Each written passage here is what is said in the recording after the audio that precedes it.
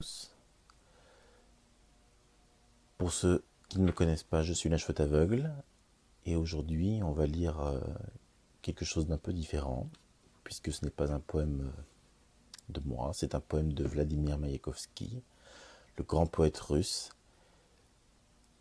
C'est un poème qu'il écrit en 1924 et qu'il dédie au Parti communiste russe. C'est un poème qu'il écrit à l'occasion de la mort de Lénine. Et qui, moi, m'a beaucoup touché, toute considération politique, historique mise à part. C'est un très long poème, comme vous pouvez le voir à la durée de la vidéo. Et voilà, c'est parti. Hier, à 6h50, est mort le camarade Lénine. Cette année a vu ce que ne verront pas 100. Ce jour entrera dans la morne légende des siècles. L'horreur fit sortir un râle du fer. Sur les bolcheviks roula une vague de sanglots. Terrible ce poids, on se traînait comme une masse au dehors. Savoir comment et quand, que tout soit dit. Dans les rues, dans les ruelles, comme un corbillard, vogue le grand théâtre. La joie est un escargot rampant, le malheur un coursier sauvage. Ni soleil, ni éclat de glace, tout, à travers le tamis des journaux, est saupoudré d'une neige noire.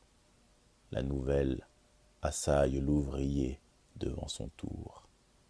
Une balle dans l'esprit, et c'est comme si l'on avait renversé un verre de lame sur l'outil.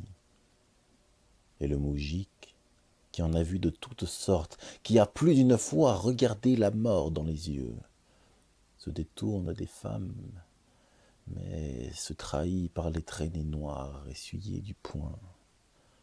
Il y avait des hommes, du silex, là même, qui se mordaient la lèvre à la percée. Les enfants étaient pris d'un sérieux de vieux, et les vieux pleuraient comme des enfants.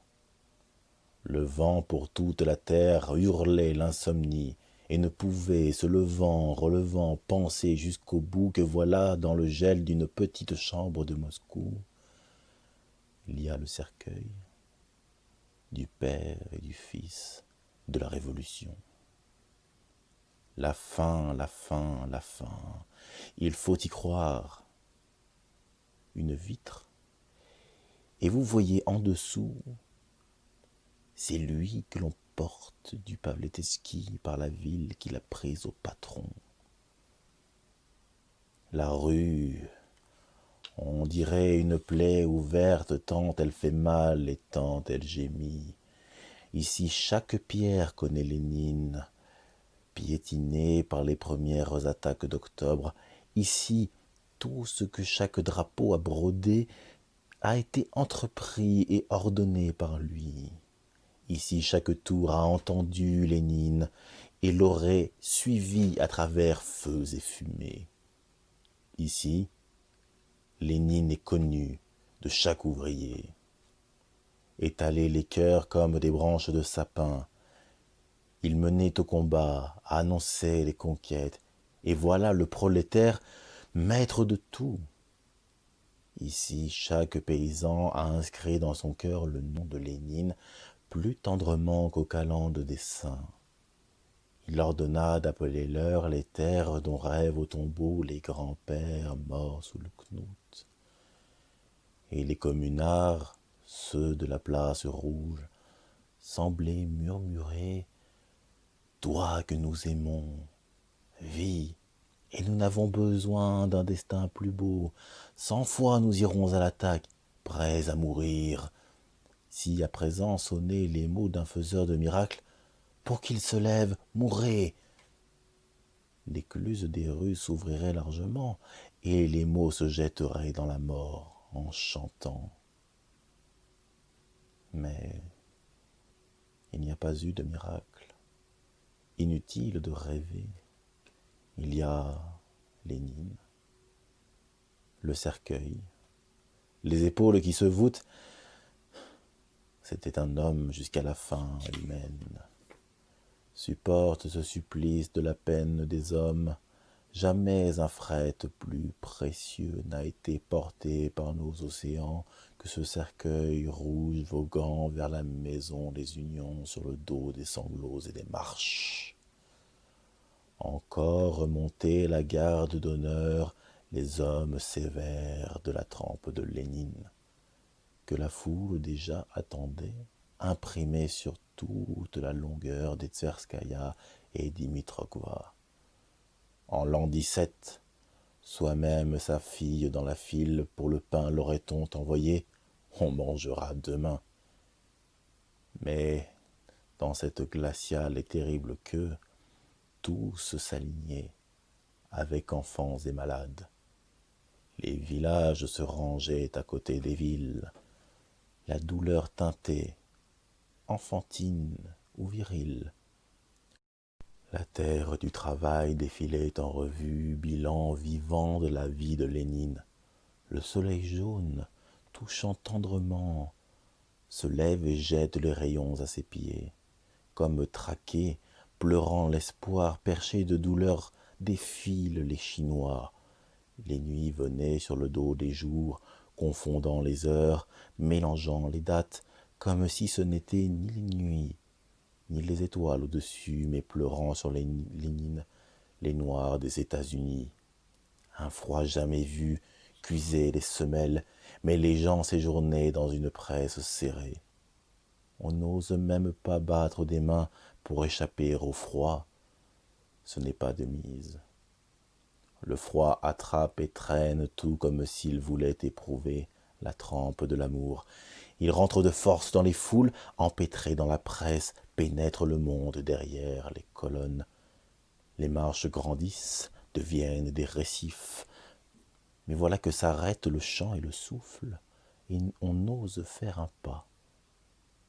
Sous le pied, c'est le gouffre, c'est le bord tranchant d'un gouffre de 4 marches, tranchant l'esclavage de 100 générations où l'on ne connaît que de l'or la sonnante raison. Le bord du gouffre, le cercueil de Lénine, et plus loin, sur tout l'horizon, la commune. Que verra-t-on? Rien que son front et Nadejda Konstantinovna dans une brume derrière.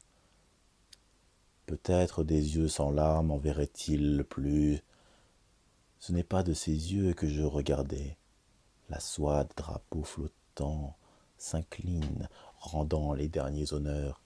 Adieu, camarade, tu l'as terminé ton chemin honnête et vaillant. L'horreur ferme les yeux, ne regarde pas comme si tu marchais sur un fil de soie. Comme si un instant tu étais seul à seul avec une immense et unique vérité. Je suis heureux. L'eau sonore de la marche emporte mon corps sans poids.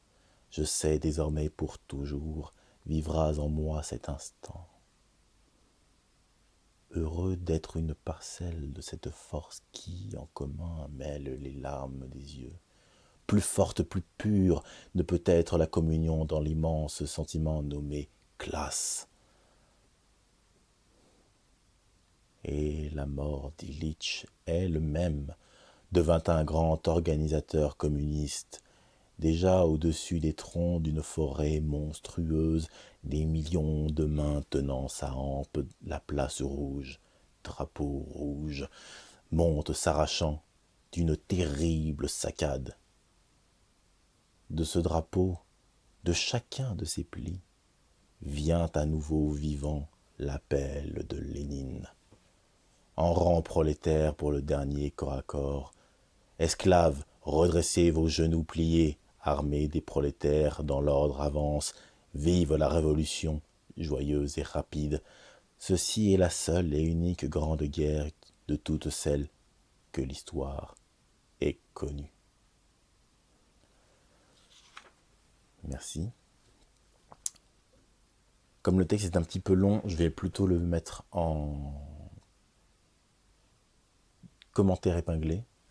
Et puis vous aurez, comme d'habitude, les moyens de me soutenir, Tipeee, mon recueil de poèmes à mer en mer, etc., etc. Je vous remercie et je vous dis à bientôt. N'oubliez pas de lire de la poésie.